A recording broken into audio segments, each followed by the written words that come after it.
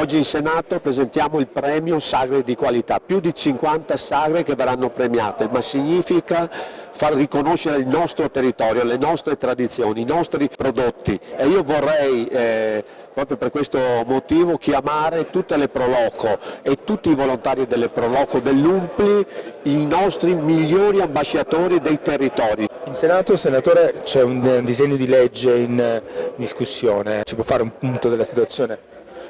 Il disegno di legge oggi, che è stato sottoscritto da tutte le forze politiche, serve per snellire tutte le procedure, per aiutare i nostri amministratori, i nostri sindaci da una parte e dall'altra quelli che sono i volontari delle Proloco per fare le manifestazioni nei modi in sicurezza sempre, ma molto più snelli, molto più semplici, e quindi aiutare quelle che sono le nostre tradizioni nei nostri territori. Oggi è una giornata importante, premiamo 41 sagre di qualità, 9 eventi di qualità.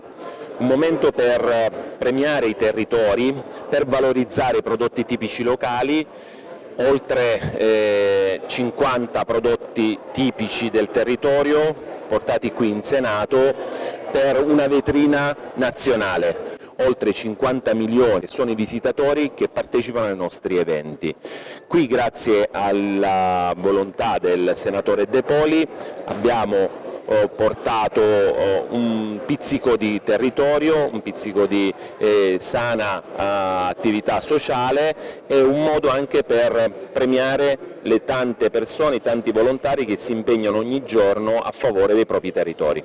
Proloco di Pernumia, seconda di aprile, prima di maggio. Ritira il riconoscimento il presidente Alessandro Baù e il sindaco Marco Montin.